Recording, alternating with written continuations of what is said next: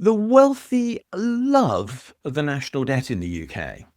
There is nothing that suits their purpose better than having the UK government in debt to them. And that's why they love the national debt. Let's be clear what the national debt is. This supposed debt is simply the total amount of money that the government has spent into the UK economy that it has yet to reclaim by way of tax. The national debt is created by government spending. There is no other way that it can come into existence. The government spends, and it doesn't tax back enough. It creates a deficit in a year, and that adds to the national debt. And ever since 1694, when the UK national debt began, in most years there's been a deficit, and in most years, therefore, the national debt has gone up. Because in most years, the government hasn't taxed enough. So who is the greatest beneficiary of the government not taxing enough? The answer is very simple, and it's very straightforward. It's the wealthy.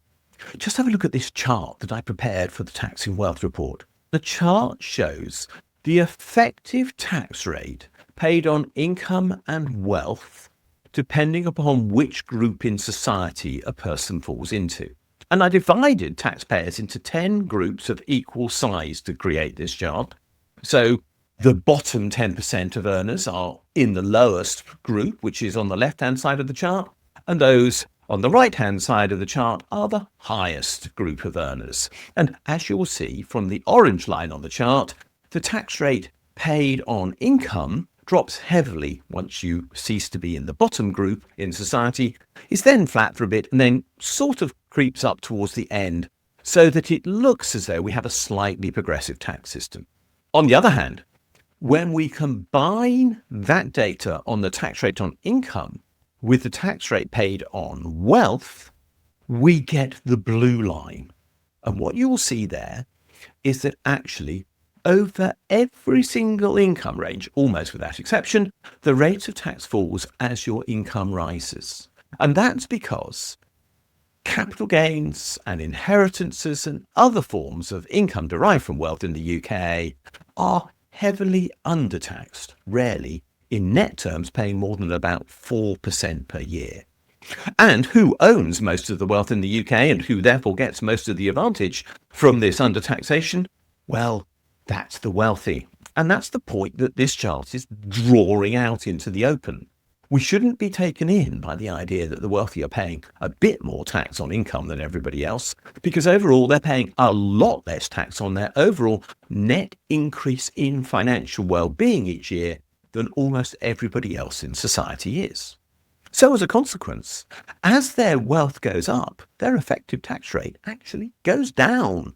And that's why they love the national debt, because they, by and large, own most of the national debt. They do so either via the companies that they have stakes in as shareholders, or they do so through the pension funds which they own, because most pension fund money in the UK is owned by wealthy people.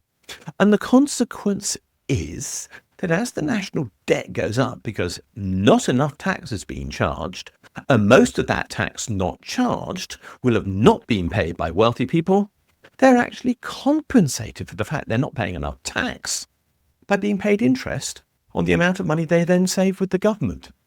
We end up with this quite absurd situation that by not charging the wealthy enough in tax, the government then has to pay them for the fact that they haven't been charged enough in tax.